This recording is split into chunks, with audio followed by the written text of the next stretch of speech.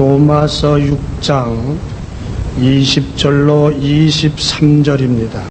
너희가 죄의 종이 되었을 때에는 의에 대하여 자유하였느니라. 너희가 그때에 무슨 열매를 얻었느뇨? 이제는 너희가 그 일을 부끄러워하나니 이는 그 마지막이 사망임이니라. 그러나 이제는 너희가 죄에게서 해방되고 하나님께 종이 되어 거룩함에 이르는 열매를 얻었으니 이 마지막은 영생이라. 죄의 싹은 사망이요 하나님의 은사는 그리스도 예수 우리 주 안에 있는 영생이니라. 아멘.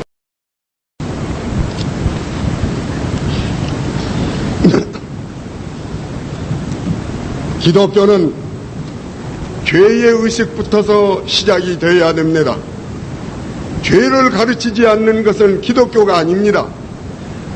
예수하고 상관이 없습니다. 아들을 낳거든 이름을 예수라고 하라. 이는 자기 백성을 저희 죄에서 구원하기 위함이라 하셨으니 예수님 자신이 세상에 온 목적이 죄에서 우리를 구원해 주시기 위함인 것입니다. 죄를 이만큼 알면 예수를 이만큼 알고 죄를 이만큼 알면 예수를 이만큼 알 것인데 죄를 아는 대로 예수님을 깨닫게 된 것을 우리들이 볼 수가 있는 것입니다. 오늘은 이 죄의 문제를 불갑을 다루지 아니할 수가 없는 것입니다. 죄의 종류와 죄의 성격을 밝혀야 왜 중생을 해야 되는 것인지, 성결이라는 것이 성결교회의 전매 특허가 아니라 이 원죄에서 우리를 구원해 주신다고 하는 이런 의미가 있기 때문에 성결도 역시 죄와 관련이 있는 것입니다. 재림 때에 우리 몸이 영화되는 것도 우리가 죄의 영향을 받아서 죽지 않아도 좋을 사람이 죽게 되었고 늙지 않아도 좋을 사람이 늙어지게 되었고 모든 도덕적인 기능과 모든 지혜의 기능이 완전했던 인간이 죄의 영향을 받아서 불완전하게 되었으니 깨진 항아리는 두들겨 부숴서 다시 한번 가루를 만들어서 반죽을 다시 해서 완전한 항아리로 만들어야 되는 것처럼 깨어진 육신의 항아리를 새로 반죽해서 영화로운 죽지 않는 이런 불완전한 것이 아니라 완전한 육신을 만들기 위해서 주님이 재림하시는 것입니다. 중생도 죄 때문에 성결도 죄 때문에 재림의 주님도 죄로 말미암아서 영향을 받아 약해진 인간의 육신을 마지막 구원하기 위해서 오시는 것이니 죄를 떠나서는 기독교를 논할 수가 없는 거요. 죄를 떠나서는 신학이 있을 수가 없는 거요. 죄를 떠나서는 선교도 있을 수가 없는 거요. 그렇기 때문에 우리는 죄의 문제를 한번 생각하지 아니할 수가 없는 것입니다. 사람들이 말을 합니다. 하나님이 안 계시면 모르지만 하나님이 계신다면, 하나님이 되는 대로 생긴 존재가 아니라 사랑의 존재라면 어찌하여서 인간 사회는 이렇게 불행한 일들이 접종되어서 일어나 인간에게는 환란이 끝일 새가 없고 비참한 모든 참사들이 간단히 없이 일어나고 인간에게는 비극이 이렇게 연속이 되느냐? 어떻게 하나님이 있겠느냐? 하나님이 사랑이라면 왜 이렇게 되느냐는 회의주의자들은 이런 회의를 품고 있는 것입니다. 니체와 같이 반기독교 운동자도 처음에 이 사람은 하나님을 찾아보려고 미친 사람처럼 무던히 애를 썼지만은 죄의 의식과 예수 그리스도의 십자가를 통한 바른 것을 통해서 하나님을 찾지 아니하기 때문에 방법이 틀렸기 때문에 정례 하나님을 찾지 못하고 기독자가 되어버리고 말았던 것을 우리가 볼 수가 있는 것입니다. 우리에게 이 회의주의자들의 질문에 대해서 대답을 하라면 전부가 다 죄에서 원인이 된 것입니다. 죄부터서 우리가 가르쳐주게 될 줄 압니다. 그런데 오늘날 교육이 죄를 안 가르쳐줘요. 국민학교 들어갈 때부터서 죄를 가르쳐주질 않아요. 오늘날 교육에는 죄란 문제를 다루지 않아요. 그렇기 때문에 바로 원인을 지적하고 꼬집어내지를 못한다는 것입니다. 사회개혁운동, 복지운동, 이런 운동을 하는 사람들도 죄부터서 깨닫고 죄부터서 알고 그걸 바로 뽑아내고 그것에서부터서 이제 원인을 찾아서 이 해결을 해야 될 텐데 죄를 모르기 때문에 근본적으로 문제가 해결이 되지 아니한 것을 우리가 알 수가 있는 것입니다. 이는 마치 건강하던 사람이 갑자기 열이 오르고 밤에는 식은땀이 나고 오한기가 일어나고 식욕이 부진하고 이렇게 되는 것은 몸에 병이 침범한 것 마냥 이 사회의 오한기, 인류의 오한기, 인류의 모든 병 증세가 일어나는 것은 전부 다 이 죄에서 직접 간접으로 원인이 된 것을 우리가 생각하는 것입니다. 그러므로 우리는 철저히 죄부터서 규명해 나아가야 될 줄을 아는 것입니다. 여러분, 문예부흥 이후로 그동안 폐쇄적이고 봉건적인 사회가 개혁을 일으켜졌습니다. 그래서 인간 속에는 굉장한 잠재성이 있다. 인간을 개발하면 굉장한 잠재성이 개발된다고 이렇게 생각을 했습니다. 인간이라고 하는 것은 굉장히 값어치가 있는 존재요. 인간이라고 하는 것은 원래 선한 존재이기 때문에 인간은 원래 위대한 이런 포텐셜리티를 가지고 있기 때문에 그렇기 때문에 인간을 개발하고 인간을 교육하고 사회 제도를 바꾸면 황금시대가 온다고 생각을 해왔던 것입니다. 그러나 이와 같은 낙관은 제1차 세계대전, 제2차 세계대전으로 인하여서 인간이 얼마나 잔인하고 인간이 얼마나 악독하고 인간이 얼마나 부패되고 인간이 얼마나 죄악된 것이 적적나라하게 드러남으로 말미암아서 이런 이상이 깨어버리고 이제는 절망을 하는 시대가 되었습니다. 인간은 제가 만든 원자 폭탄으로 말미암아서 제가 멸망을 당하게 되어졌습니다. 이제는 위기를 지나서 24시가 지나 25시가 되었다고 부르짖는 이런 비관론을 채창하게 된 것을 우리들이 알 수가 있는 것입니다. 그때에는 성경을 우습게 여기고 성경을 무시했습니다. 그러나 이제는 그들이 다시 성경을 찾게 된 것입니다. 이 죄를 다룬 종교는 기독교밖에 없는 것 같습니다. 불교에서는 죄를 몰라요. 그 바제트 윌크스라고 하는 선생님이 쓴 책에 보니까 그런 것이 있어요. 이 일본을 배경으로 해서 쓴 책인데 부채가 있어요. 부채가 있는데 부채 앞에 오챙이처럼 마른 햇수각에 마른 여자 한 분이 와서 부처님한테 비는 거요. 부처님, 우리 남편은 부잣집 아들로서 정신을 차리지 못해서 아버지가 물려준 재산 몽땅 망쳐먹고 가족을 돌보지 아니하고 오늘 또 이 술집에서 저 술집으로 방탕 생활을 하고 있습니다.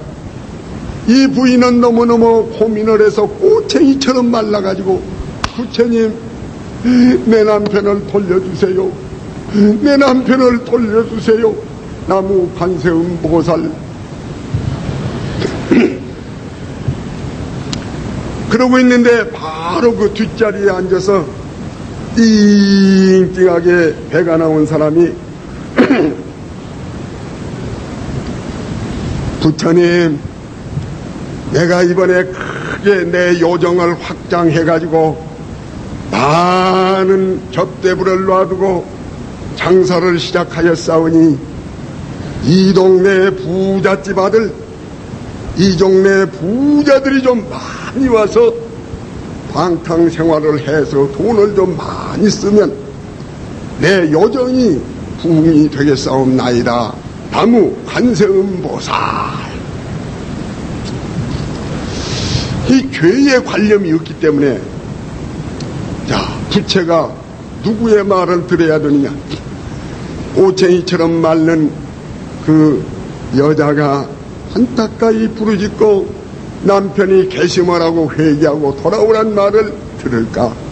그렇지 않으면 저 포주가 뒤에 앉아서 많은 돈을 벌기 위해서 요정을 버려놔두고 기생들을 많이, 이 요정 접대부들을 많이 갖다 놓고 이렇게 하는 그 장사를 번영하게 해줄까? 장사를 번영하게 해주자니 방탕한 사람이 많이 생기게 해줘야 되겠고, 이 여자의 말을 듣자니 방탕한 사람을 고쳐서 바른 사람을 만들어줘야 되겠는데, 이 부처가 어느 장단에 춤을 춰야 좋을는지 알 수가 없구나. 그런 자가당착, 그 모순된 것을 말한 것이 있습니다.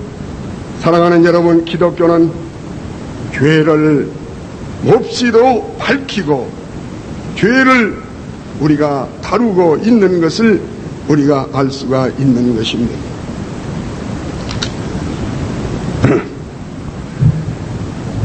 그렇다면 죄는 무엇이냐? 죄는 무엇이냐? 죄는 인생을 불행하게 하고 인생에게 비참한 참사를 일으키고 죄는 멸망을 가져오게 되는 것입니다. 이 죄는 무엇이냐는 문제를 잠깐 생각해 보려고 합니다. 첫째 죄라고 하는 것은 하마루티야. 하마루티야란 말은 초점이 어긋났다, 목표가 어긋났다는 그런 뜻인 줄을 압니다. 그러므로 죄라고 하는 것은 정곡을 마치지 못하고 표준에서 어긋난 것이 죄다, 그런 말씀입니다. 표준이 있습니다. 기차가 미국의 큰 그 넓은 대륙을 횡단한 밤이고 낮이고 달려가는데, 그렇게 멀리 달려가도 기차 노선은 좁습니다. 기차 레일은 아주 좁은데, 이 좁은 레일을 이 표준을 가지 아니하면, 넓은 데로 가면 이 표준에서 이탈이 되면 탈선이 되어가지고서 춘사 사건이 일어나게 되는 것입니다. 기차 레일은 길기는 길지만은 이것은 아주 좁은 것입니다. 이 표준에서 어긋나면 큰일이 나는 것입니다. 이 물이 들어있는 이 오렌지 주스가 들어있는 이 컵이 아니라 그레스가 이 어휘 이 범위 이 안에 있으면 아무데 놔도 괜찮습니다. 그러나 이 표준을 넘어서서 이 가에서 표준을 가설 넘어서게 되면 이것이 떼어져서 산산조각이 나는 것 모양 하나님께서 우리에게 정해주신 표준이 있는데 그 표준을 벗어나게 되는 것이, 그것이 이제 죄다, 이렇게 보는 것입니다. 다시 한번 다른 예를 들어본다면, 활을 쏘는 사람이 관역이 있는데 관역을 향해서 쏘게 될 때에 이 관역을 넘어서서 넘어가 버리는 것, 그 다음에는 관역에 못 미친 것, 그래서 둘 다 표준에 미치지 못한 것, 이것을 보고 죄라고 이렇게 말을 한 것입니다.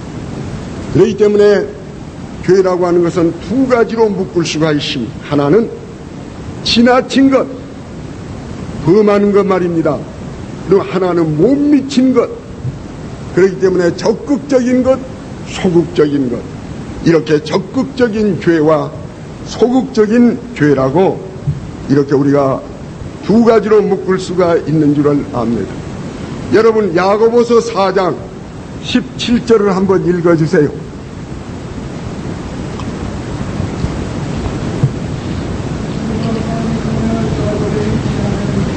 예, 이것을 보면 선한 일을 알고도 행치 아니한 것이 죄다.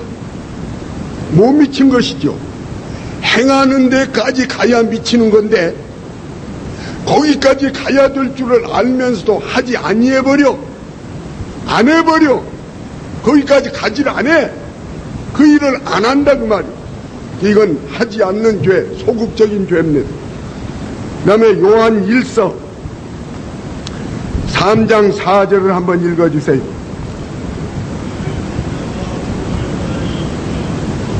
예, 이것은 불법을 안 행해야 될 텐데 안 행해야 될 것을 해버려 하는 죄, 하나는 안 하는 죄. 안 하는 죄도 죄지만은 하는 죄도 죄다. 이것은 안 해야 될 표준을 푹 뚫고 나가서 해버린단 말이야. 하나는 해야 될 일을 안 해버린단 말이야. 그래서 적극과 소극으로 나눌 수가 있는 것입니다. 죄라는 걸 나누면 참 여러 가지로 나눌 수가 있을 것 같아요. 로마서 1장 18절에 보면 대상에 따라서 죄를 나눈다. 로마서 1장 18절 읽어주세요.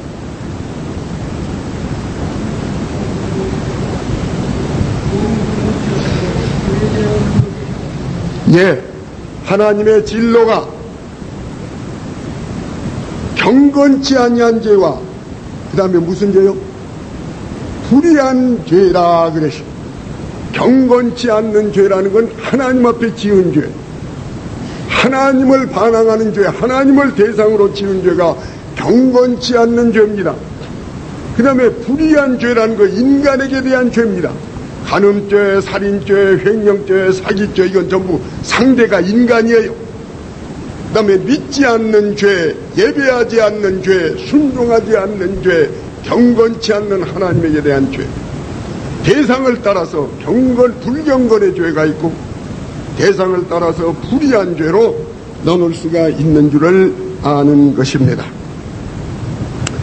그 다음에는 공간에 따라서라고 볼 수가 있을까요? 공간에 따라서 지은 죄가 있습니다. 공간에 따라서 구분할 수 있는 죄가 있습니다. 바깥에 붙어 있는 바깥으로 지은 죄, 자범죄, 손으로 지은 죄지요. 여호와의 산에 올라갈 자가 누구냐? 손이 깨끗해야 된다. 죄인들아, 손을 깨끗이 해라. 손이라는 거 바깥에 붙은 거예요. 이제 바깥에 있는 행위로 지은 죄, 손을 가지고 때리고, 손을 가지고 도둑질하고, 손을 가지고 여러 가지로 지은 바깥에 붙은 자범죄를 보고, 위치적으로 바깥에 있는 것, 공간적으로 바깥에 있는 죄를 보고 자범죄라고. 그 다음에 안에 있는 죄, 마음 속에 있는 죄. 로마서 7장을 한번 찾아보세요. 로마서 7장 21절.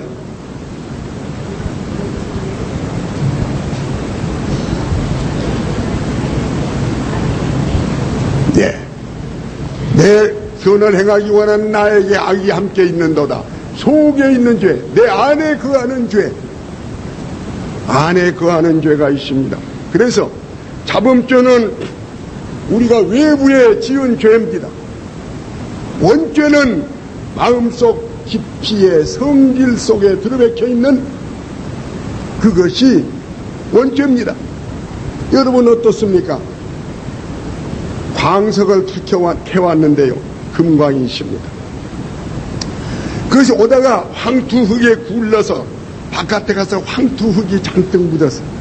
먼지가 잔뜩 묻었습니다. 그거 어떻게 깨끗하게 합니까?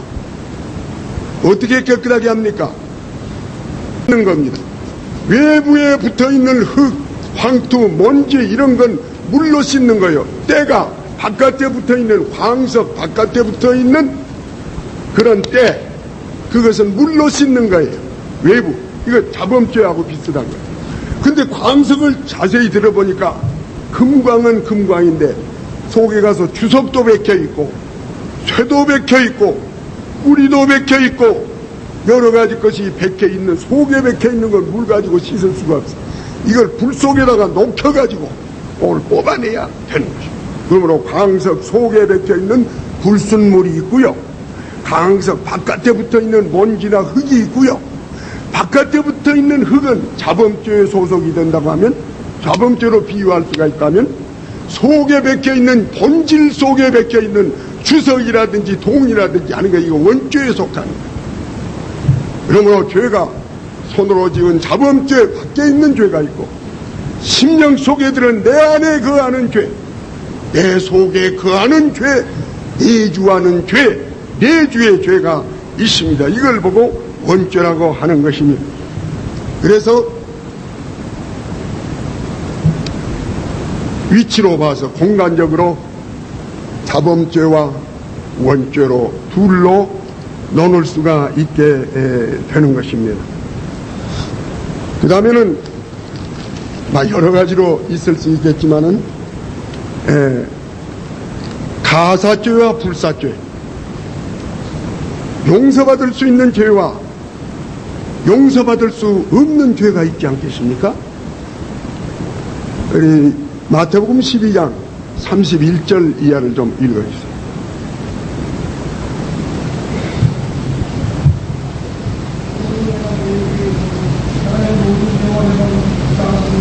사심을 어때? 성령을 회방하는 죄는 사심을 얻지 못하나니라. 사함을 얻을 수 있는 죄와 사함을 얻을 수 없는 죄가 있는 것이다. 우리가 히브리서 10장도 그런 말씀이 있고 히브리서 6장에도 그런 말씀이 있죠. 우리가 진리를 알고 내세의 능력을 안 다음에 짐짓 죄를 지은 사람에게는 닥시 속죄할 제사가 없고 다만 두려움으로 심판의 불을 기다릴 것뿐이다. 히브리서 6장에도 그런 말씀이 있죠. 많은 사람들이 전도사들까지라도 걱정을 합니다. 아이고 목사님, 이거 알고 지은 죄는 사함도 없다는데 이것만 나는 알고 지어놨으니 이제는 죄사함이 없겠습니다. 그런 사람도 있습니다. 그 덮어놓고 알고가 아니라 내세의 능력까지를 알고 하나님의 그 권능을 맛보고 내세의 능력을 알고 거기 보면 짐짓죄를 지은 사람, 약해서 지은 죄가 아니고 짐짓죄를 지은, 짐짓죄를 지은 사람은 사함을 받지 못한다. 그리고 거기는 회개시킬 수가 없다. 회개할 수 있는 죄는 사함을 받는다. 근데 성령을 회방하는 죄는 사함을 받지 못한다. 성령인 줄 알면서 성령을 마귀라고 그러는 것, 이런 죄 같은 것은 사함을 받지 못한다. 그렇게 말을 한 것입니다. 이것이 종종 우리에게 많은 거리낌이 되고 걱정거리가 된 경우가 있는데 그게 걱정 안 해도 좋습니다. 짐짓 지은 죄를 지은 사람은 없습니다. 거의 없습니다. 일부러 약해서 죄를 지었지 짐짓 일부러 하나님을 반항하고 하나님을 대적하기 위해서 하나님의 역적의 입장에서 죄를 지은 사람은 없습니다. 거의 없습니다. 그러므로 여러분 걱정하지 말되 이렇게 우리가 볼 수가 있는 것입니다. 그 다음에는 죄의 표현 방면, 표현되는 방면을 따라서 네 가지로 나눌 수가 있는 것입니다. 첫째는 법률상의 죄가 있습니다. 둘째는 도덕상의 죄가 있습니다. 셋째로는 양심상의 죄가 있습니다. 넷째로는 종교상의 죄가 있다고 네 가지로 우리가 나눌 수가 있습니다. 첫째는 법률에 비추어서 법률면에 나타나는 죄입니다. 우리는 나라에는 국가의 법이 있고 또 성경에는 우리에게 계명이 있습니다. 10계명. 십계명은 유대 사람에게 주신 것이죠. 그 다음에 우리 믿는 사람에게는 사랑의 계명이 있죠. 내가 너에게 새 계명을 주노니 너희가 서로 사랑하라. 이 계명이 세 가지로 볼 수 있어요. 첫째는 십계명, 율법의 계명이 있죠. 율법의 계명은 유대 사람들에게 줬어요. 그래서 제1은 다른 신을 내 앞에 두지 말라. 우상을 만들지 말라. 하나님의 이름을 망령되이 일컫지 말라. 안식일을 지키라. 부모를 공경하라. 살인하지 말라. 간음하지 말라. 도적질하지 말라. 거짓말하지 말라. 탐내지 말라. 10가지 계명을 쫙 유대 사람들에게는 이걸 주었어요. 이게 계명이에요. 근데 이 법을 어길 때 그 죄가 되는 거예요.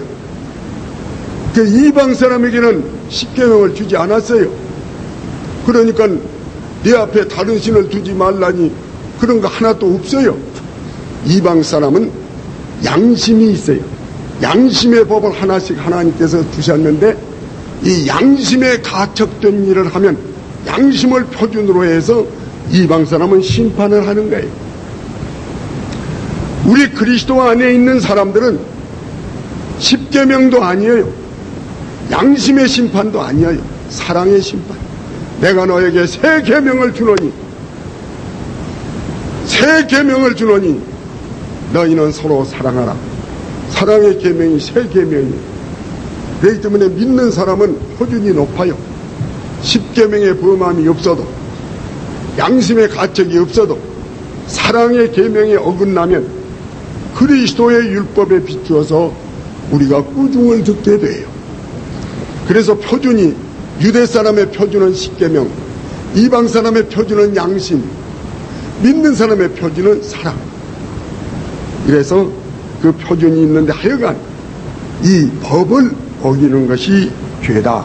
그러니 아까 우리 읽었지요. 요한일서 3장 4절에 보니까 모든 불법이 죄다. 법을 어기는 것이 죄라고 말씀을 하시고, 그게 법은 아닌데 일반 도덕이 있죠. 도덕상의 죄입니다. 우리가 도덕상의 죄라는 게 뭡니까? 배신을 한 거라든지 신실치 못한 거라든지 부모에게 불효하는 거라든지 그런 것 다 도덕상의 죄가 아닙니까? 여러분, 술도가를 하는 사람이 있는데 술을 만든 사람, 술 만드는 회사도 있죠. 진로회사. 진로회사에 가서 술을 만드는데 거기 지배인 노릇도 하고 부사장 노릇도 했는데 그 술 만드는 술장수 부회장이 떡 장로가 되어서 거룩 하고서는 기도도 하고 술 만든 회사의 이사장 부인이 또 신학교 이사도 되고 그래서 여러분 거리에 앉아서 한 잔 술을 팔면서 이것이 여기 술이 뭐예요? 이게 진로예요? 무슨 소주예요? 하고 팔면 그런 사람 권사도 안 시키고 장로도 안 시킨데 원체 큰 진로에서는 그게 조금 눈 감아주어서 장로도 시키고 권사도 시키고 그냥 자가장탁이죠. 여하튼지 그렇든지 저렇든지 간에 이 술장수를 하는 거 법에 어긋난 일 없습니다. 세금 잘 바치면 유지가 됩니다. 기름종이 유지요. 유지가 돼서 저걸 하지만은 그러나 도덕적으로 볼 때는 미친 약을 팔거든요. 그 진로 소주를 내가지고서 미친 사람을 몇 개나 만들었는지 모르겠어요. 이 사회에 악독을 끼치면 이것은 법률상의 죄는 아닙니다. 그러나 도덕상의 죄가 되는 거죠. 그렇죠? 도덕적인 표준으로 볼 때 하필 사람 좋은 일 해도 다 못하고 죽는데 젊은 청년들이 진로를 먹고서는 소주를 마시고 방탕한 놈이 얼마며 가정 파괴가 된 놈이 얼마가 된지 모르니 이건 도덕상으로 죄다. 이렇게 우리가 볼 수가 있는 것입니다. 그 다음에는 양심상의 죄가 있습니다. 예수님이 말씀하시기를 여자를 보고 음욕을 품은 자는 간음한 자다. 그렇게 말씀을 했는데, 간음죄는 직접 안 지었어도 양심상으로 비춰볼 때 아하, 내 양심이 더러워졌구나. 어떤 사람이 은행에 가서 돈을 찾는데 돈을 7만 불을 찾기로 되어 있어요. 얼른 헤어보니까 8만 불을 내주더랍니다. 그래서 얼른 그냥 10,000불 도로 달라갈까 봐서 얼른 주머니에다 치서다 안고서 집에 와서 헤어보니까 7만 불을 찾았는데 아까는 8만 불이었는데 이번에 6만 불이야.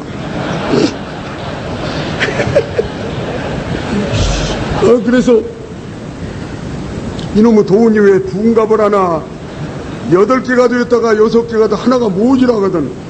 그래서 그 다음에는 이놈을 한 장 해보니까 한 장이 꼬부려 접어졌어. 한 장이 접어지니까 이쪽으로 뭐 끝터리가 둘이 되고 이쪽으로 뭐 하나가 모자라.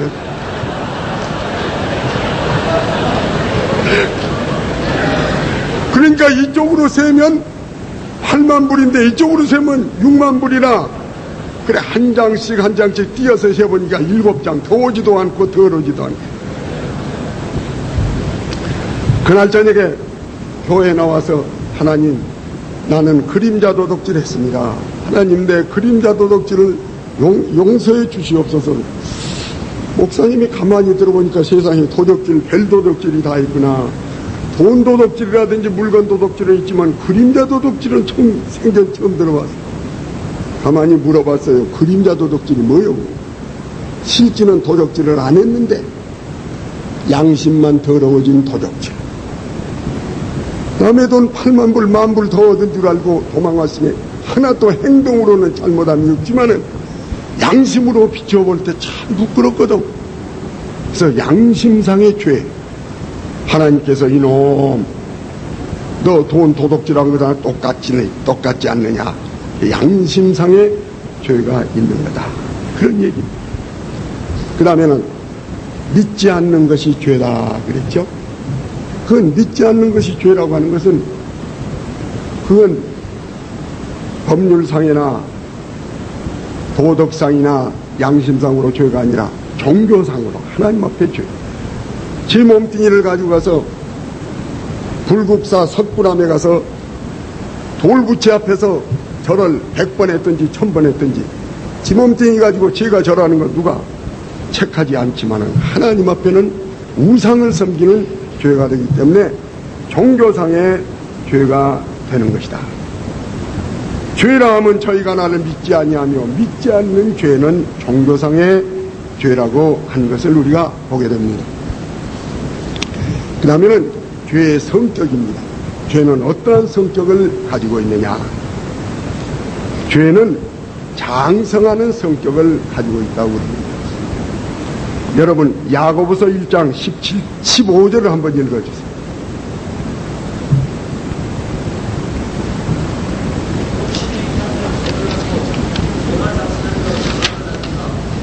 네. 죄는 장성한다. 눈덩어리와 같아서 굴리면 굴릴수록 자꾸 커지는 것 마냥 처음에는 이만큼만 죄를 지었는데 그 다음에는 이만큼 커지고 이만큼만 죄를 그냥 감출래니까 이만큼 죄를 커지게 해요. 옛날에 다윗이라고 하는 사람이 남의 아내를 볼 때 욕심이 일어나서 그 아내를 부검했습니다. 그놈을 감추려고 우리아를 불렀습니다. 100가지 수단을 썼지만은 우리아가 자기 집에 들어가지 않고 가버렸기 때문에 그 술책이 실패를 했습니다. 그러니까 우리아를 전장에 보내서 죽였습니다. 그리고서 그 아내를 데려오게 됐습니다. 죄라고 하는 걸 놔두면 자꾸 썩어들어요. 자꾸 커지는 것입니다. 그렇기 때문에 죄가 커지기 전에 얼른 처치를 해버려야 돼요. 죄를 자복해버려야 되는 줄을 아는 것입니다. 그렇죠? 그러므로 죄는 장성한 것이기 때문에 참 무서운 것을 우리가 알 수가 있습니다. 바늘도둑이 큰 도둑이 황소도둑이 되는 것입니다. 그 다음에 죄는 유전성을 가지고 있습니다. 죄는 아들에게 손자에게 계속 죄가 유전이 되는 것입니다. 아담으로부터서 죄가 유전이 되어서 가인 속으로 들어오지 않았습니까? 점점 유전이 가인 속에 들어와서 시기하고 미운 마음 일으켜서 친동성을 죽였습니다. 이 죄는 점점 유전이 되어서 우리 속에 오늘날 원죄라고 하는 유전성을 가져다 주는 것을 우리가 봅니다. 막스 쭉이란 사람이 200년 전에 미국에 살았는데, 이 사람은 술 잘 먹고 노름 잘하고 싸움 잘하고 깡패입니다. 근데 이 사람이 또 술 잘 먹고 방탕한 여자를 아내로 맞아들였습니다. 이게 방탕한 쭉이 방탕한 미세스 쭉을 맞아들였습니다. 그래가지고서는 자식을 낳았는데 8대가 계속 이제 연면이 이어갔습니다. 8대에 와서는 그 혈손들이 2077명이 되었답니다. 근데 그 2077명을 전부 조사를 해보니까 317명이 거지요. 130명이 전과자요. 그 다음에 300명이 자기 명대로 살지 못하고 요사를 했어요. 일찍 죽었어요. 그 다음에는 이 백치, 천치가 400명이 생겼습니다. 매독 환자가 440명, 310명이 행로병자요, 50명이 불의한 결혼을 한 부부, 20명이 겨우 정당한 직업을 가졌는데 그 중에 10명은 감옥에 들어가서 기술을 배워가지고 와서 직업을 갖게 되었습니다.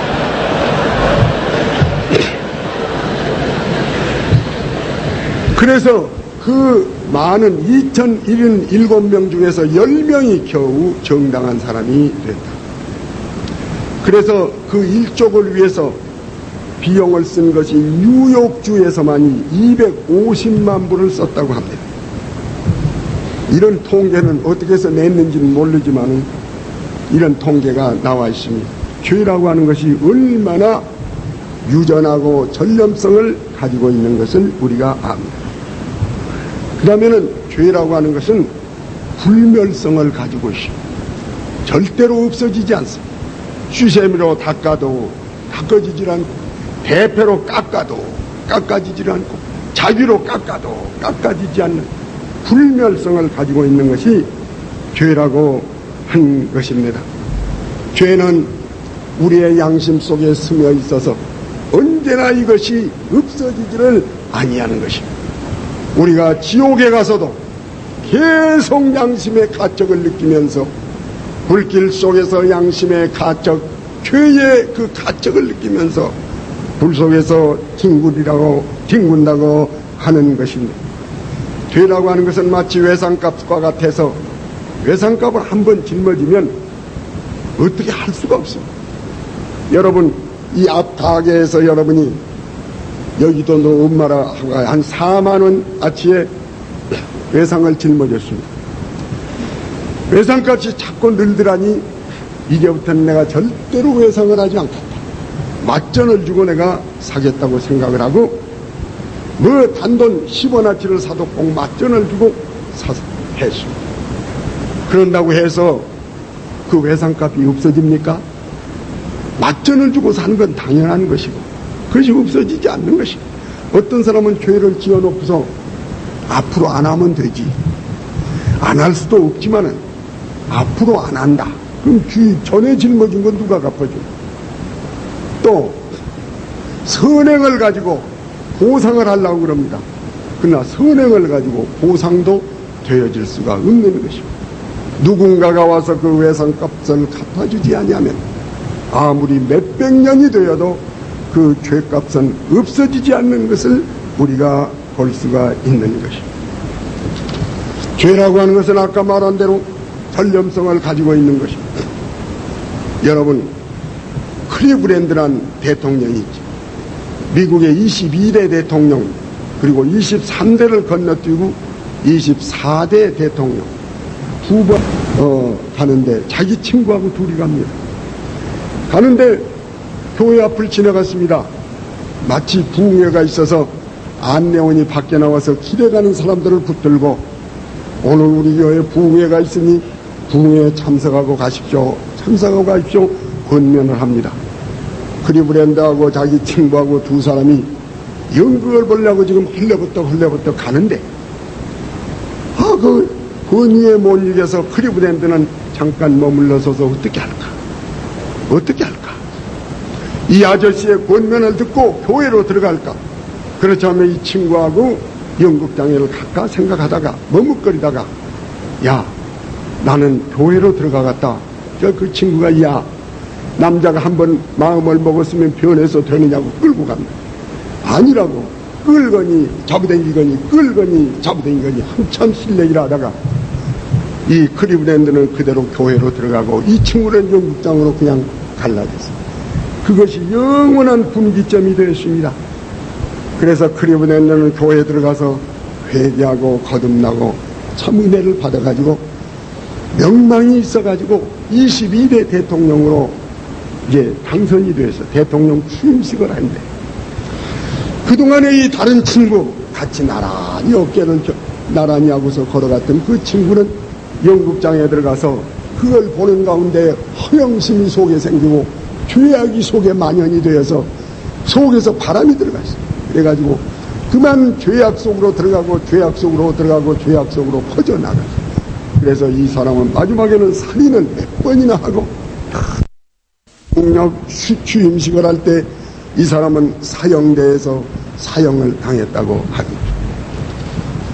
이 죄라고 하는 것은 한 번 발을 디뎌놓으면 빠져나올 수가 없는 만연성과 전염성이 있는 것을 우리들이 볼 수가 있는 것입니다. 그 다음에 죄에게는 반드시 보응이 있는 것입니다.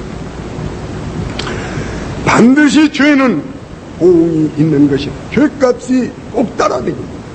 걸어가는 사람에게 그림자가 따라다니듯이 보응이 언제나 따르는 것입니다. 첫째, 죄는 자기에게 보응이 옵니다. 술을 먹으면 주독이 걸려서 자기 육신이 망하게 되는 것입니다. 이 아편을 피면 아편 피는 대로 몸에 오게 되는 것입니다. 자기의 몸, 자기의 마음을 완전히 인격을 타락시켜버리고 인격을 폐인되게 하고 마는 것입니다. 그 다음에는 죄라는 건 환경에 오는 것입니다. 죄를 짓게 되면 신용을 잃어버려가지고는 경제적으로 어렵게 되고 의지가지가 없게 됩니다. 환경에 미치게 되는 것입니다. 죄라고 하는 것은 마침내는 무서운 멸망을 가져오게 되는 것을 우리가 압니다. 그 다음에 죄는 남에게 미치게 돼요. 우리 교회, 이거 미안한 얘기지만은 집사 남편이라고 하는 사람이 늘 방탕한 사람이 있었습니다. 장사 자금을 조금 얻어가지고 제법 장사를 잘하는가 했더니 작은 마누라를 얻어가지고 집을 불구하고 나가서 그 가족이 얼마나 고생을 한지 몰라요. 자식이 불행하게 되고 부인이 불행하게 되고 자식의 장래를 망치는 일이 얼마나 많습니까? 남에게 영향을 주는 것. 죄라고 하는 것은 하나님을 상하게 하는 것. 하나님의 가슴을 천갈래 만갈래 상하게 해주는 것을 우리가 보게 됩니다. 죄는 이러한 성격을 가지고 있는 것입니다. 이것이 이상 말한 것이 자범죄의 결과, 자범죄라고 하는 것을 말씀을 드렸습니다. 이 죄의 문제를 누가 해결해 주느냐? 예수 그리스도가 오셔서 자범죄를 해결해 주시는 것입니다. 누가 한번 찾아주세요.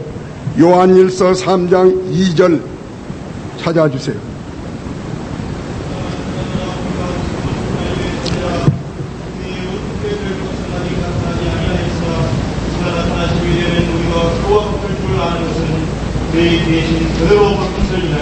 오 절 읽어주세요.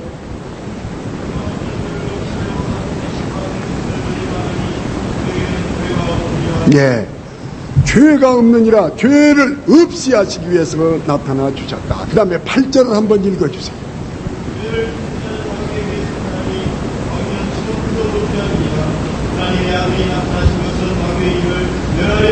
예, 거기 보니까 죄를 없이해주는 작용을 예수님이 해주시고 마귀의 일을 멸하는 데스트로이 때려부시는 역할을 해준다.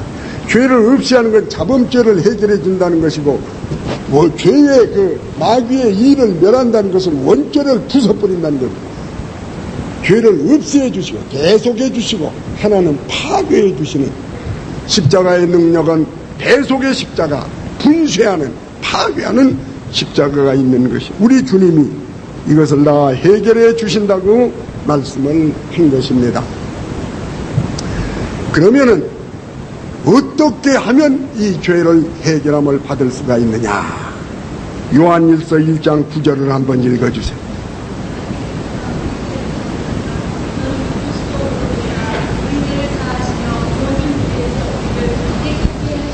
예, 죄를 자복하는 겁니다. 우리 편에서는 죄를 자복하는 것입니다. 우리가 우리 죄를 자복하면 저는 미쁘고 의로우사 우리 죄를 사해 주신다. 그리고 모든 죄에서 깨끗하게 해 주신다. 그렇죠? 우리 한번 찾아보십시오. 잠언 13장 28절 제가 거꾸로 말했는지 모르겠습니다. 28장 13절입니까? 예? 예, 잠언 28장 13절.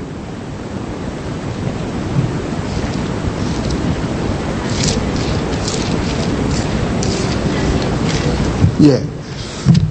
여러분이 죄를 숨기는 것, 반대가 자복하는 거예요. 자복하거나 숨기거나, 이건 숨기는 건 자복의 반대, 자복은 숨기는 거의 반대.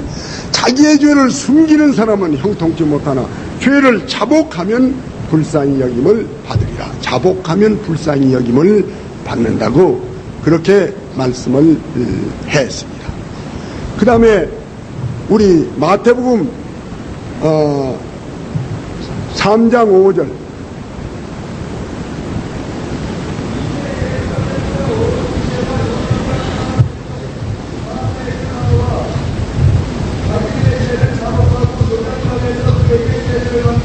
예, 자기 죄를 자복하고 요단강에서 세례를 받았다. 그 자복이란 말이 거기에 나오게 됩니다.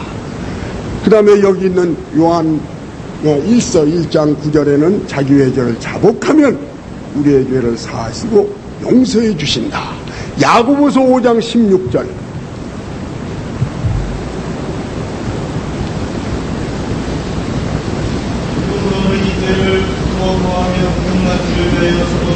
예, 서로 자복하면서 기도하라.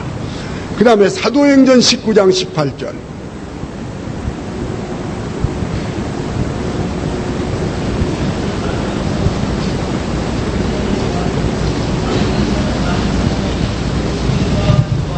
네, 그만 읽으세요.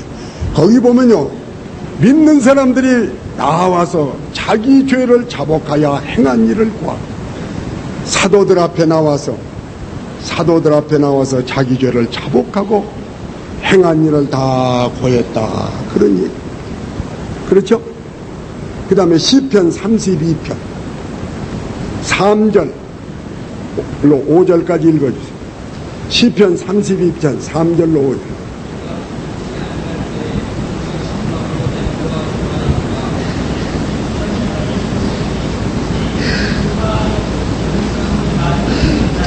그 다음에 읽으세요. 자복하리라 하고 아니하였더니, 예, 그건 다윗의 경험이에요. 내가 내 죄를 토설치 아니할 때, 토설이라는 건 자복한 confess, 토설, 입으로 토하는 걸 토설치 아니할 때는 얼마나 괴로웠던지 내 뼈가 쇠하였고 종일 신음을 했고 내 진액이 바짝바짝 말라붙었고 주야로 하나님의 손이 천근만근 내 마음을 눌러서 괴로움을 견딜 수가 없더니 내가 내 죄를 자복하고 숨기지 아니하리라 하고 내가 내 죄를 숨기지 아니하였어. 자복했더니 곧 immediately 곧 내 죄를 사하셨도다. 이건 다윗의 경험입니다. 우리 성결교에서는 자복을 많이 시킵니다. 부흥회 때는 앞으로 다 나와서 자복하시오. 그래서 우리 은좌라고 그러죠. 은혜 보좌, 은혜 자리라고 해서 은좌를 많이. 요새는 그런 짓 안 하는데 옛날에는 참 많이. 나오시오. 전부 나와서 자기의 죄를 다 자복하고 깨끗하게 청산해. 과거에 우리 서울신학에 부흥회를 하게 되면 부흥회 한 이틀이나 사흘쯤 되면 신학생들이 싹 많이 한 3분의 1이 없어졌어요. 어디 갔느냐 그러면 회개의 열매 맺으러 기차표 속여먹은 가서 역장한테 가서 기차표 다 잡아. 남의 잘못된 거 다 잡아가러 가느라고 숫자가 줄어져.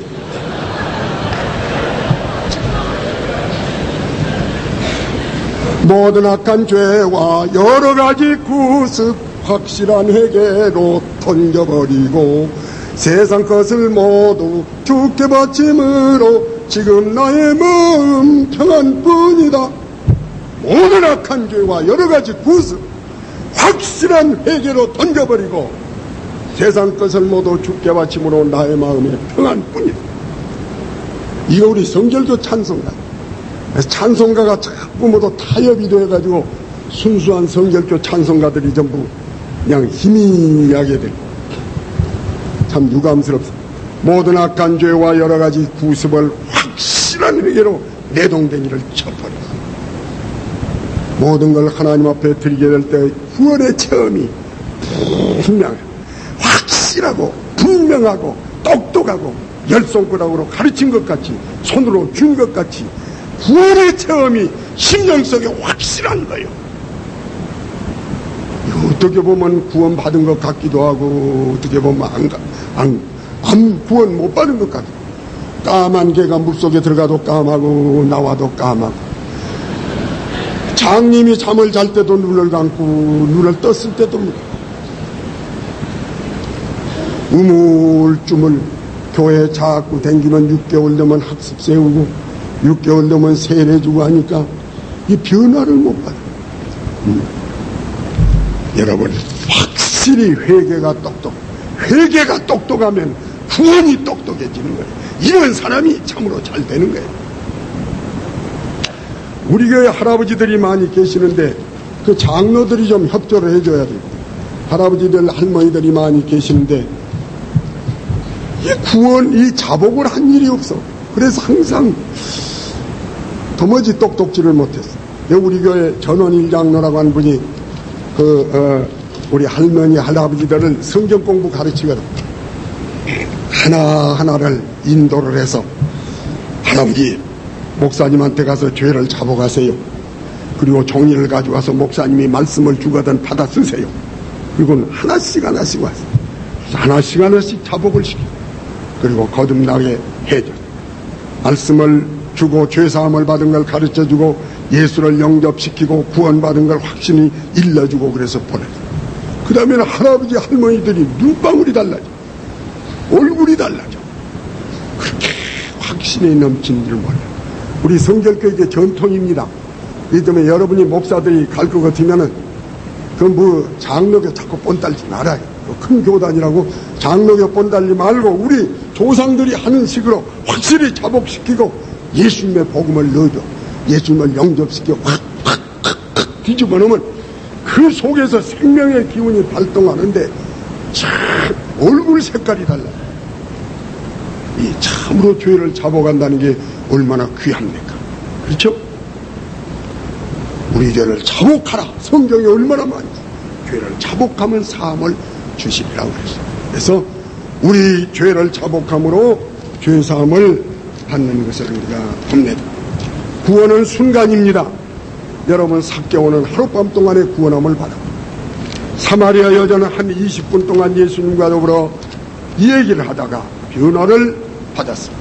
십자가 강도는 숨가쁜 숨길 속에서 깔딱깔딱하면서 5분 안으로 구원함을 받았습니다. 구원이라는 걸 그렇게 오래 걸린 거 아닙니다. 죄를 정하고 예수님을 내 구주로 모시면 그 순간에 완전히 구원함을 받는 것입니다. 그렇지 않습니까? 그러므로 우리가 이 방법을 제대로 써야 되는 것입니다. 웨슬레 신학은 체험의 신학이기 때문에요. 방법론이 능해요. 웨슬레 설교학자들은, 설교하는 목사님들은 언제나 설교를 하고서는 실제 문제 공부. 그 유명한 대판의 프리 메소디스트 목사님 창시자 파운더 가베 데이키라는 목사님, 그 설교를 꼭 해놓고는 지사이몬 다이 실제 문제, 그리고서는 성령을 받으려면 이러면 된다, 거듭나려면 이러면 된다. 다 방법이 정해졌어요. 그래서 이 방법대로만 하면 탁탁탁탁 되어집니다. 방법론을 알아야 돼요. 안 그래요? 방법론 바로 알으세요. 여러분, 그 도리 박사의 How to Bring Man to Christ라는 책이 있죠. 요새는 그 외에도 개인전도법이 많이 있지만 그 책 보면 방법론이 기록이 되어 있습니다. 여러분, 죄인이 싹 오면 여러 가지로 다루어 봐야 되겠지만, 첫째는 죄를 깨닫게 하고 죄를 자복시킨 다음에는 요한 1서 1장 9절을 가지고 다루는 거예요. 형제여, 이 9절을 읽으시오. 만일 우리가 우리 죄를 자복하면 저는 미쁘고 의로우사 우리 죄를 사하시고 우리 불의한 것을 깨끗하게 해 주실 것이요. 그것까지 또 읽혀놓고서 한 구절 한 구절 이제 조겨되는 거예요. 형제여, 우리 죄를 자복하는 건 누가 합니까? 우리가 합니다. 용서는 누가 합니까? 하나님이 하십니다. 당신은 죄를 자복했습니까? 했습니다. 언제 자복했습니까? 지금 자복했습니다. 그러면 언제, 하나님이 어떻게 주셨겠습니까? 용서해 주셨겠습니다. 그러면 언제 용서해 줬습니까? 지금 용서해 줬습니다. 그러면 그걸 믿습니까? 믿습니다. 그럼 당신은 죄인입니까? 죄인이 아닙니까? 아까까지는 죄인이지만은 자복한 뒤로는 죄인이 아닙니다. 뭘 보고 당신이 그걸 말할 수가 있습니까? 예, 뭐 가슴이 뜨끔한 것도 아니고 등어리가 후끈한 것도 아무 증조는 안 보이지만은 성경 말씀의 계약을 따라서 나는 이 말씀 위에 섭니다. 그래. 똑똑한 사람도 거짓말을 안 하는데 하물며 하나님께서 용서해 주시라고 했으니까, 자복함과 동시에 용서를 해 주신다고 했으니까, 내가 자복했으니까 하나님이 용서를 안 하면 하나님이 위약자가 되는 게 아닙니까? 그렇기 때문에 하나님이 거짓말쟁이가 안 되기 위해서 내 죄를 자복해 주실 줄 믿습니까? 믿습니까? 믿습니다. 당신 죄인 아닙니까? 아닙니다. 얼마나 내낸대야주의 그 자리에서 즉각에서 죄를 용서받은 걸 확실히 하나님 말씀에 굳게서 나는 믿습니다. 말씀 위에 굳게 세우는 거예요. 근데 죄만 용서받으면 됩니까? 죄 용서받은 다음에 하나님의 자녀가 되어야죠. 요한복음 1장 12절을 딱 떠들고서는 이걸 읽으시오. 여기도 계약이요, 교환 조건이요. 예수를 영접하는 사람, 그 이름을 믿는 자, 그건 우리가 하는 거예요. 하나님의 자녀가 되는 권세를 주신 하나님이 하시는 거예요. 여기도 교환 조건이요. 야, 여기서 예수님을 영접합니까? 예. 예수님을 믿습니까? 예. 구주로 믿습니까? 예. 그러면 하나님이 뭘 주십니까? 하나님의 자녀 되는 권세를 주세요. 언제 주십니까?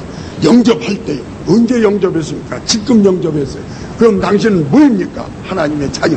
하나님의 모습만 되어도 좋을 텐데 하나님의 자녀. 그러면 당신은 하나님의 자녀가 될 겁니까? 앞으로 될 겁니까? 차차 될 겁니까? 그렇다면 됐습니까? 됐습니다. 당신이 그걸 어떻게 알아?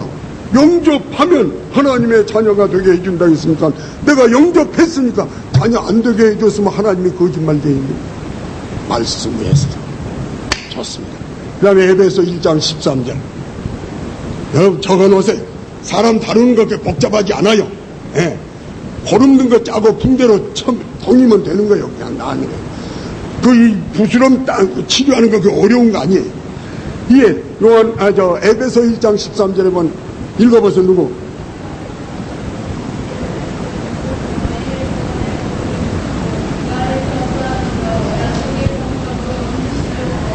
그 안에서 믿어. 그 안에서 믿은 후에 약속의 성령으로 인치심을 받아. 복음을 믿은 후에 성령의 인치심을 받았다.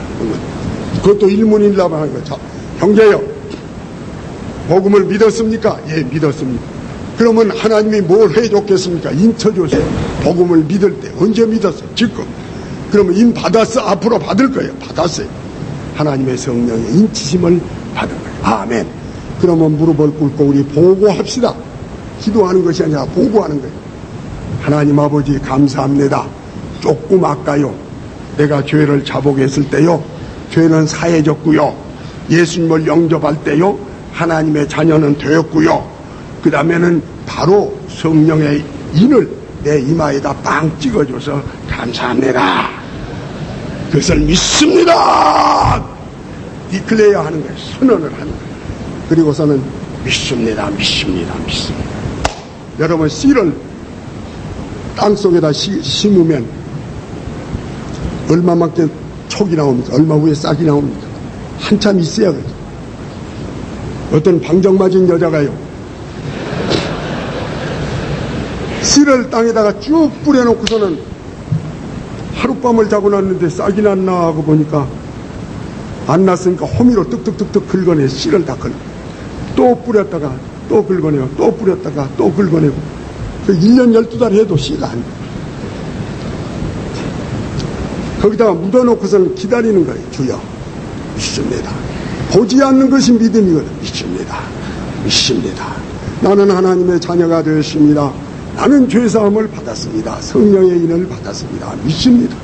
하나님 말씀 위에 서서 나는 믿습니다. 하면 싹이 나올 때가 있어요. 아시겠어요?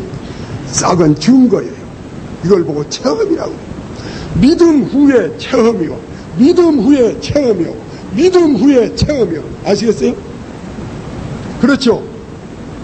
믿음은 바라는 것의 실상이요, 보는 것이요, 보지 못하는 거예요. 보지 못하는 것이 믿음이요. 그 다음에 체험은 뭐예요? 보는 것이 체험이에요. 믿음대로 실현되는 것이 체험. 자, 홍해바다에 왔다고 합시다. 모세가 홍해바닷가에 들어가서 주여 믿습니다. 가르친 다음에 물이 갈라졌어요. 물이 갈라진 다음에 가르쳤어요. 수수께끼요. 여러분, 온돌방에 우리 사니까 잘 알죠. 불을 뗀 다음에 온돌방이 따뜻해지는 거예요? 따뜻해진 뒤에 물을 떼는 거예요? 네? 아니, 말해보세요. 어떤 게 먼저요? 네. 장작을 한아름이 갖다가 믿습니다. 구주 방바닥은 지금 차디 찬데 장작불을 갖다가 떼는 거예요. 믿음으로 떼는 거예요. 아니, 안 더워지면 어떻게 하지? 믿습니다. 믿음은 모험이거든. 주여 믿습니다. 꼭 따숩게 해줄 줄 믿습니다. 믿고 나서 얼마나 기다려요? 한 시간, 한 40분 기다리면, 그 다음에는 뜨뜻한, 이제 왔구나. 믿음이 먼저고 온 것이 내주. 아시겠어요? 믿음이 먼저고 체험이 내주예요. 아시겠어요? 자, 그런다면은 40분이 되어도 증거가 안 왔다. 그럼 진짜로 한 거요, 안 한 거요? something wrong이야. 그건 뭐이 잘못된 거라. something wrong. 그래, 우리 웨슬레 안에서는요, 성경에 있으면 성경대로 체험을 해야 된다고 이 얘기를 하는 거예요. 근데 칼빈주의자들이 우리 보고 위험하다고 그래. 너희들은 체험을 이야기한 거 세상에 위험하다. 성경을 그대로 믿지 체험 얘기한 것은 위험하다. 그래. 이 체험주의, 신비주의자들, 그 사람들은 성경을 근거로 하지 않고 지가 환상 보는 걸 믿는 게 그거다 우리 웨슬레안 체험하고 달라요. 우리 웨슬레안 체험은 성경의 약속을 한 다음에 성경대로 체험이 와야 된다. 밥을 먹으면 배부른 증거가 있고, 쇠탈을 입으면 뜨뜻한 증거가 있어야 될 것 아니요. 쇠탈을 입었는데 오들오들 떨고, 밥을 먹었는데 배가 고프고, something wrong이야, 그것들은. 우리가 말하는 웨슬레이의 체험주의, 우리는 체험파여요. 체험주의가 아니라 체험파, 달갱하, 체험파라고 하는 거. 우리가 체험이 없으면 그건 뭐라는 거예요? 성경에 들어있는 진리가 튀어나와 내 영혼 속으로 들어와서 내 영혼을 배불리게 하고 내 영혼을 시원하게 해야지. 진리가 성경 속에만 박혀 있으면 뭐라는 거예요? 가지고만 댕겨? 성경을 보면 홍해바다를 건네고, 성경을 보면 예수 믿으면 평안함을 얻고, 그런데 너는 속이 부글부글 끓고 성경 속에 진리가 들어있고 성경만 가지고 보수 갖고 다니는 성경은 보수하는데, 보수를 하려면 성경에서 진리가 튀어나와 내 영혼 속으로 들어와서 내 영혼을 살리고 그대로 효험을 발휘해야 될 거 아닌가. 이게 이단이야? 이게 위험해? 사랑하는 여러분, 여러분은 분명한 신학적인 자기 입장을 분명히 하고 우리의 특색을 살리세요. 여러분, 이건 여담인 줄 알지만은 나는 내 속에 있는 언제나 가슴 깊이 울분이 있기 때문에 이 말을 합니다. 이 CCC가 한국에 들어와서 대낸대아주의를 썼거든. 지금 믿으십시오. 지금 영접하십시오. 지금 영접하면 됩니다. 그래서 큰 모 교단의 모 교파에 들어가서 장로가 30년, 20년 된 장로가 우글우글합니다. 거기서 CCC가 지금 영접하십시오. 구원의 확신을 가지십시오. 구원의 체험을 가지십시오. 장로들이 정말 그 말을 듣고 나서 나는 장로 30년에 이번 집회 때에 처음으로 구원의 확신을 가졌습니다. 그동안에는 내가 천당 가봐야 알지, 안 가보고야 어떻게 알겠나, 응? 그렇게 생각을 했었는데 이제는 하늘나라의 지점이 내 속에 이루어져서 확신을 가졌습니다. 체험, 구원의 체험, 천국에 갈 수 있는 확신이 지금 가져야 됩니다. 사랑하는 여러분, 이것이 우리의 웨슬레 신학의 특징입니다. 사랑하는 여러분이 이걸 가지고 밀고 가지 않으면 구원의 확신을 줄 수가 없습니다. 구원의 확신을 얻어야 감격이 차고 넘칩니다. 성령의 증거를 받아야 마음속에 감격이 차고 넘치는 것입니다. 가봐야 한다는 사람이 가봐야 알지 해가지고 열정이 나겠습니까? 감격이 있겠습니까? 여러분, 이렇게 확실히 받을 때 성령의 확증이 오는 것입니다. 아시겠습니까? 로마서 8장 16절을 읽어주세요. 로마서 8장 16절.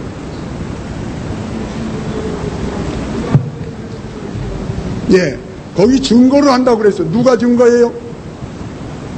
누가 증거예요? 성령이 혼자 증거예요? 성령하고 우리의 영하고 몇 분이요? 몇 분이요? 성령하고 우리의 영하고 몇이요? 둘. 여러분, 옛날에 재판할 때 증인 몇 세워요?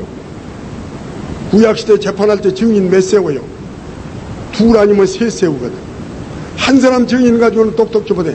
내 속으로만 증거해도 똑똑지를 못하고 성령께서 증거하시고 내가 증거해서 내가 무엇 되는 걸? 하나님의 자녀가 된 것을 증거해 주시는 거예요.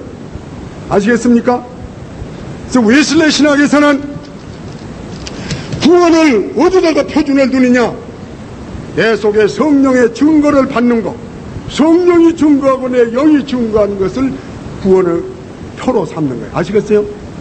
칼빈주의에서는 그걸 묻기 때문에 예정을, 하나님의 예정을 표준으로 삼는 거예요. 당신 예정했으면 천당 가고 예정 안 했으면 지옥 갑니다.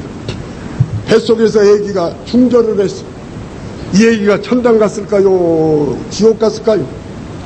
저기 이제 미국에서 요새 라디오 방송하는 케이픈인가 무슨 그 사람, 캠핑, 미스터 캠핑이라는 사람 대답하는 걸 가만히 자동차 타고 하면서 이 라디오로 들어보니까 중절한 아이는 어떻게 됩니까? 그러니까 예정한 아이는 천당 가고 예정한 아이는 지옥 갔을 겁니다. 난센스. 우리가 구원의 체험은 성령의 증거예요. 아시겠어요? 요한 웨슬레가 뱃속에서 풍랑이 일어나가지고 죽을 지경에 이르렀어요. 그때 목사의 아들이요, 어려서부터서 어머니 뱃속에서부터서 믿은 사람이 옥스퍼드 대학의 조교수요, 목사 안수받은 목사요, 조지아주로 가는 선교사님인데 그런 자격을 가지고 있으면서도 마음속에 확신이 없으니까 두려움이 있습니다. 풍랑이 일어나서 배가 파손이 되면 죽을 텐데 내가 천당 갈 수가 있나 없나 가봐야 알지 하고요.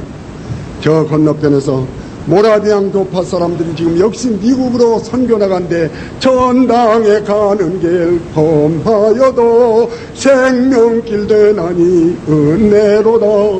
전선을 부르니 늘 찬송하면서 주께도 나아가기 원합니다.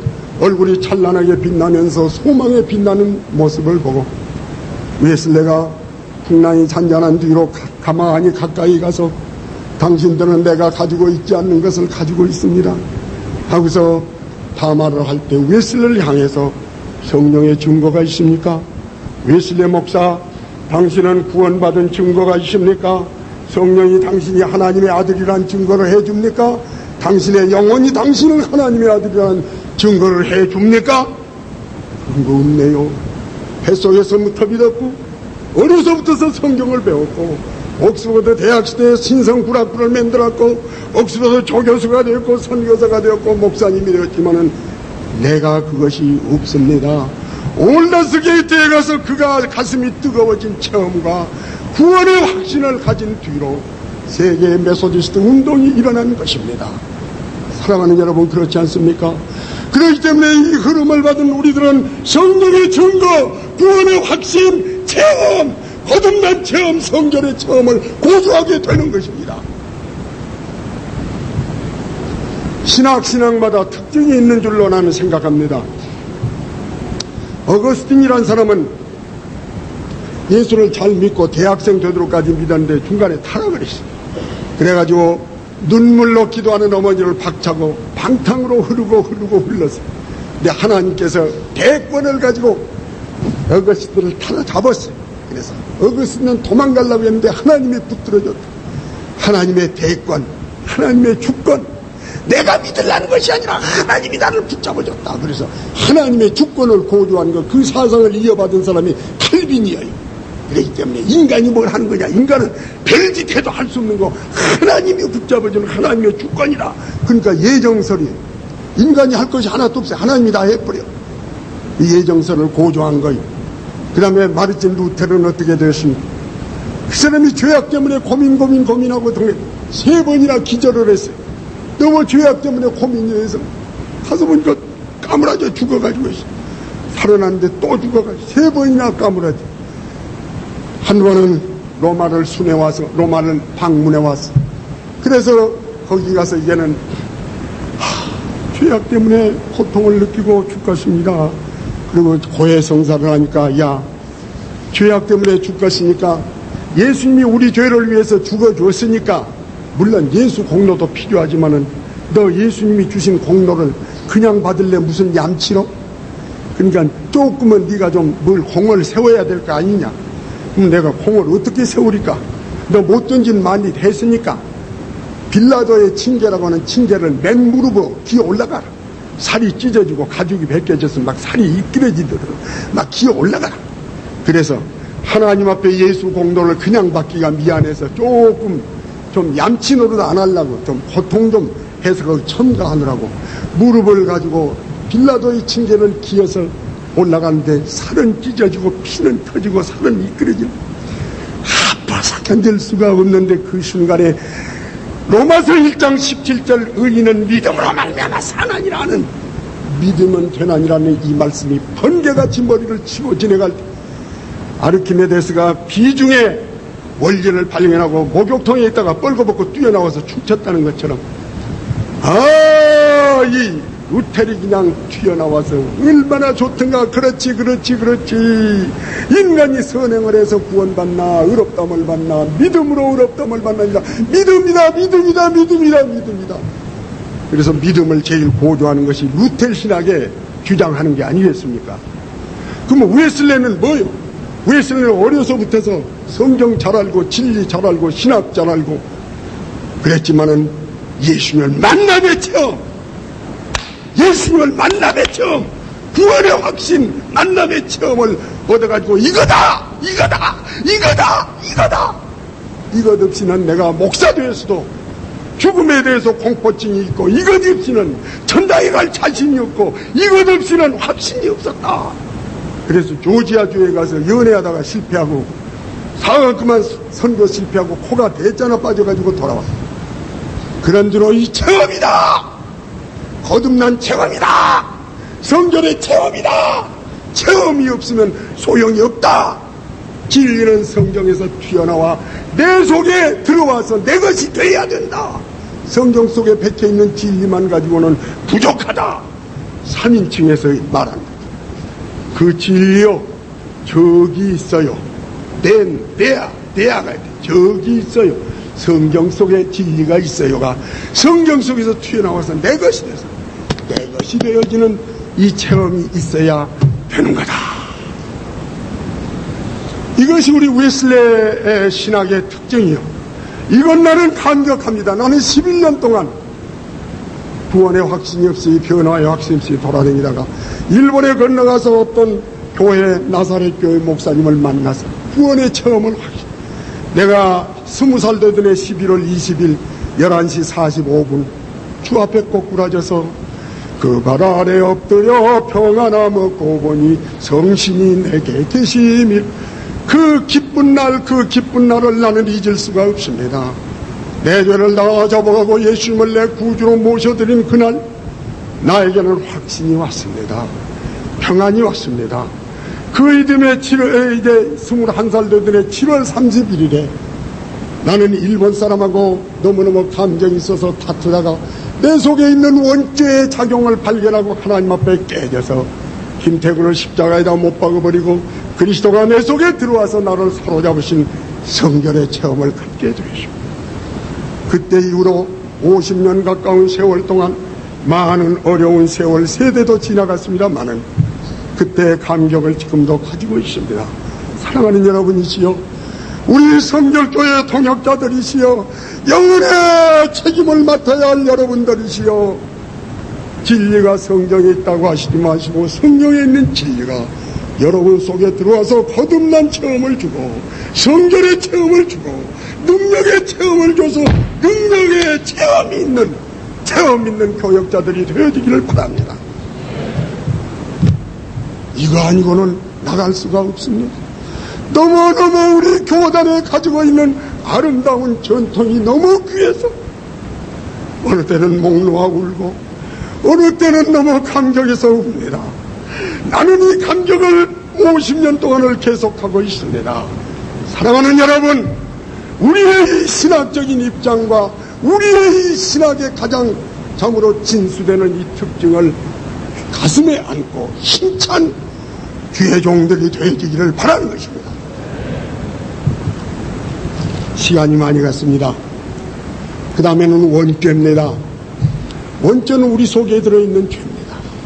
원죄라고 하는 것은 우리에게 유전된 죄악성입니다. 육이라고도 하고 원죄라고도 하고 옛사람이라고도 하고 또 죄의 몸이라고도 하고 여러 가지로 이렇게 불리우지는 원죄가 있는 것입니다. 이것은 십자가에다 못 박아 죽여야 되는 것입니다. 여러분, 이 하나만 더 얘기하겠습니다. 로마서를 여러분이 보면요, 로마서 1장으로부터서 8장까지는 구원에 대한 진리가 들어있습니다. 9장으로부터서 11장까지 보면 하나님의 예정, 경륜이라는 것이 들어있습니다. 하나님의 경륜은 하나님이 하시는 일이기 때문에 인간이 별로 관여할 것이 없습니다. 근데 구원의 1장으로부터서 8장까지는 구원에 속한 것이기 때문에 하나님께서 우리에게 은혜를 주시면서 우리 측에서 받아야 되는 겁니다. 그래서 1장, 2장, 3장, 4장, 5장까지는요, 예수님이 우리를 대신해서 죽은 예수님의 십자가의 대속력에 대해서 기록을 했습니다. 그렇죠? 예수님이 우리를 위해서 대신해서 죽은 일을 기록을 했습니다. 아시겠습니까? 그 다음에 6장으로부터서 7장으로부터서 6장, 7장, 8장까지 이 3장은 예수님이 우리와 같이 죽은 것, 우리를 같이 죽이는 것입니다. 죽이는 힘. 하나는 예수가 대신 죽었고 하나는 예수가 우리를 끌어안고 죽었습니다. 아시겠어요? 십자가는 우리를 죽이는 힘이 있습니다. 예수가 나를 대신해서 혼자 죽은 십자가. 주님, 나 위 십자가에 중한 고초 받으사. 그 다음에 뭐? 대신 죽은 십자가. 나는 안 죽었지. 예수님이 대신 죽은 십자가가, 내 죄를 대신해서 죽은 십자가가 1장으로부터 5장까지 기록이 되고, 그 다음에 6장으로부터서는 예수가 나를 끌어안고 죽어서 예수만 죽은 것이 아니라 나도 거기에서 죽네. 로마서 6장 1절부터서 내려 읽어보세요.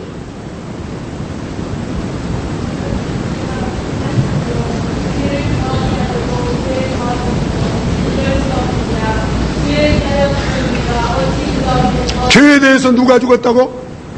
우리가, 죄에 대해서 죽은 우리가. 그 다음에 합하여 죽어.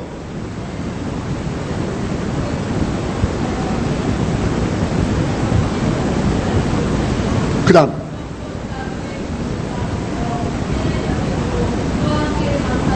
그와 함께 장사해서 예수만 장사한 게 아니라 나도 같이 장사해. 그 다음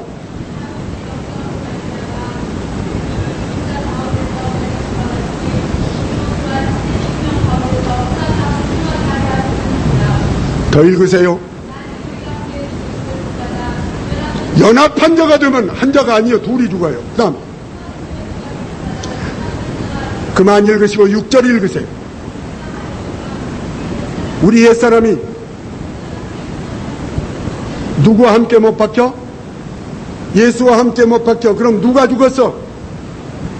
누가 죽었어요? 예수도 죽고 나도 죽고 같이 죽는 십자가. 예수 혼자 죽은 십자가가 로마서 1장으로부터 5장, 같이 죽는 십자가가 6장으로부터서 8장이야. 예수 죽음 내 죽음, 예수 부활 내 부활, 예수 승천 내 승천, 예수 천국 내 천국. 예수와 같이 죽는 십자가. 갈라디아서 2장 20절을 보면 내가 그리스도와, 그 다음에 함께. 그래, 그리스도만 죽었어? 나도 죽었어. 나도 같이 죽어. 그리스도와 함께 십자가에 못 박혔나니 이제는 내가 산 것이 아니고 그리스도가 내 안에 계셔서 산다. 갈라디아서 5장 24절, 갈라디아서 5장 24절.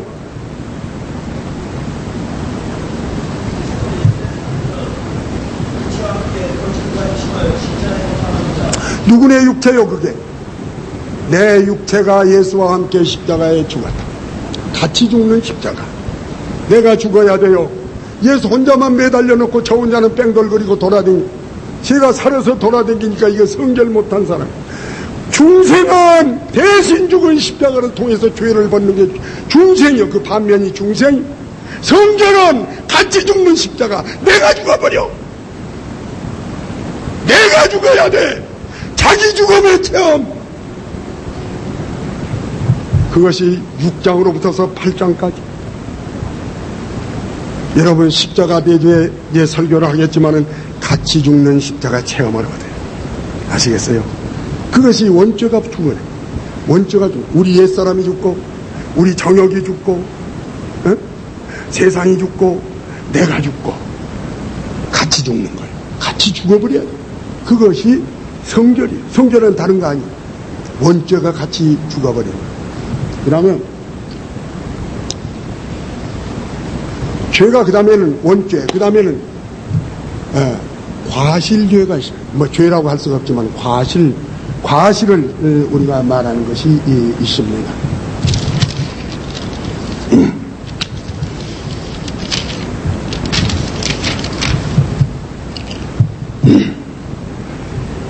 우리가 과실을 범하게 됩니다. 우리가 일부러 지은 죄는 아니지만은 과실의 죄. 여러분 이것도 우리가 이제 이걸 밝혀줘야 됩니다. 히브리서 9장 조금만 얘기하고 그만둡시다. 너무 시간이 많이. 히브리서 9장 6절 읽어주세요.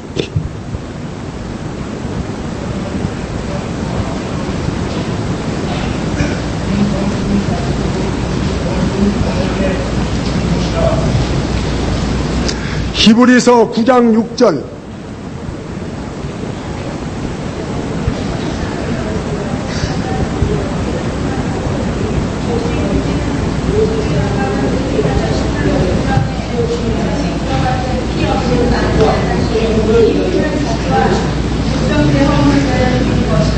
예, 여러분 이거 굉장히 중요한 진리이기 때문에 이거 꼭 이 얘기를 들어보세요. 이 성전이 있는데요. 성전인데 지성소가 있고 성소가 있어요. 가운데 가서 휘장이 있지요. 평소에 제사장이 성소에서만 일을 보는 거예요. 그런데 7월 10일 날 대속죄일이죠. 대속죄일이 되면 대제사장이 하얀 옷을 입고요. 양을 잡아서 피를 쏟아가지고 대접에다 받아가지고요. 이 피를 가지고 휘장을 열고는 지성소에 들어가요. 법궤 위에 속죄소에다가 이 피를 부어요. 부을 때 뭐라고 붓는 거 아니야? 하나님, 이 피는 내가 실수한 거, 그리고 이 수백만의 우리 백성들이 실수한 죄가 있을 겁니다. 모르고 지은 죄. 실수는 모르고 한 건 실수죠. 그렇죠? 여러분의 성경을 내가 모르고 내 것인 줄 알고 가지고 한 거 실수요, 범죄요. 실수요, 범죄요. 실수지요. 네, 실수를 위해서 도매금으로 내가 이 100만 백성, 1000만 백성의 죄를 몽땅 실수를 위해서, 이 허물을 위해서, 실수를 위해서 내가 이 피를 가지고 왔습니다. 아시겠어요? 아시겠습니까? 이것을 부으면서 하나님, 인간은 약해서 지식이 불완전해서 바로 하려고 해서도 부지 중에 실수한 것도 있고 뜻하지 아니하게 실수한 것도 많이 있사와 이런 실수도 하나님 앞에 부채는 부채입니다. 그렇기 때문에 이 실수는 그들이 실수를 범해놓고도 모르고 있습니다. 그러니 그 실수를 위해서는 내가 이 속죄일에 1년에 한 번씩 핏대접을 가지고 왔사오니 이 죄를 용서해 주시옵소서. 그리고 피를 붓는 것입니다. 아시겠습니까? 이것은 실수를 위한 제사입니다. 아시겠습니까? 그러므로 하나님께서 죄를 사해 주시는 것입니다.